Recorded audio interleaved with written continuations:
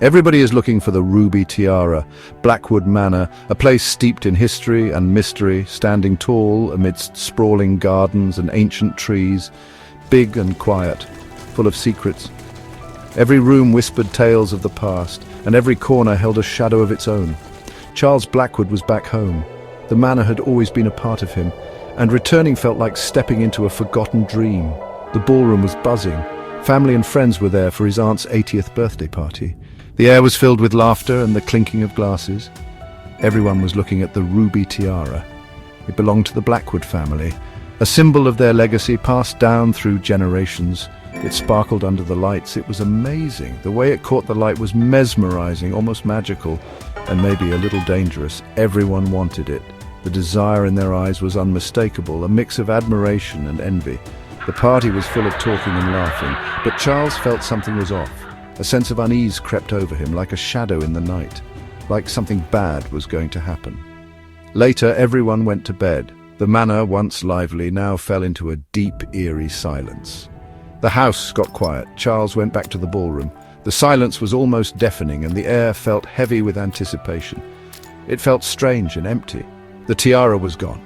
The pedestal stood bare, and a chill ran down Charles's spine. The night had only just begun. The aunt's birthday party turned into a crime scene. John Doe felt it was his job to solve this. He wouldn't let his family down. Everyone was a suspect. Everything anyone said could be important. Charles continued his search. He moved through rooms and questioned the workers. Each time he came up empty-handed, his determination grew. In the library, Charles found a handkerchief. It was an old, delicate piece of cloth, embroidered with intricate patterns. The initials EV were stitched in the corner, catching his eye immediately. Eleanor Vance, maybe she took it. But Eleanor was always so careful, so meticulous. Could she have really left it behind? But something wasn't right. She had a good alibi, and everyone liked her. She was the life of every gathering, always surrounded by friends and admirers. It seemed impossible that she could be involved. Then Charles saw something shiny under the couch, a button, silver. A fancy one. It gleamed under the dim light, almost as if it was trying to tell him something. He remembered a button like that on the gardener's uniform, Mr. Jones. Mr. Jones was always so particular about his appearance, his uniform always spotless and well-maintained. Mr. Jones had been acting weird since the tiara went missing. Charles thought he was getting close to the truth. The gardener's nervous glances, his sudden disappearances, all pointed to something more than just coincidence.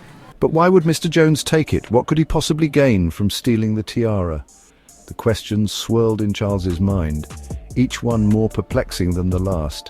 He needed to find the missing piece of this puzzle.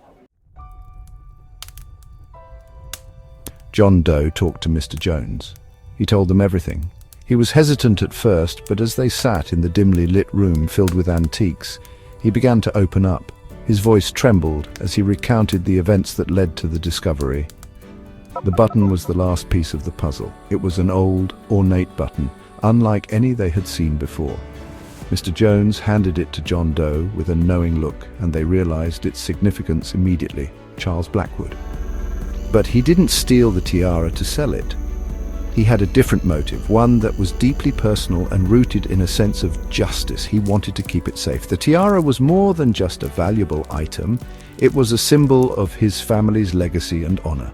He showed John Doe a secret room, hidden in the house. It was a place only he knew about, a sanctuary where he kept his most treasured possessions. It was full of stolen things. The tiara was there. Among the many artifacts, the tiara stood out, gleaming under the dim light.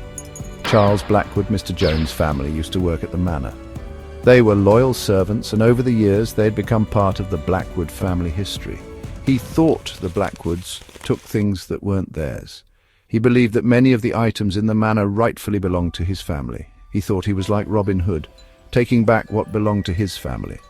He saw himself as a protector, righting the wrongs of the past. His determination was evident in every action he took, driven by a sense of duty and justice. They put everything back where it belonged. The tiara was safe. It was a moment of triumph, knowing that the legacy was restored. Finding the tiara was hard, but the journey was worth it. The search through the dusty attic revealed more than just the tiara. It uncovered hidden stories and secrets. Each item, each letter told a story of the past, connecting the dots of their family history. They solved the mystery of the missing tiara. It was a moment of clarity, a culmination of all the clues and efforts. But they also found out their family had a lot of hidden secrets, secrets that had been buried for generations, waiting to be uncovered. And that's a mystery they'll keep thinking about. The journey may have ended, but the questions and the intrigue remain, leaving them with much to ponder.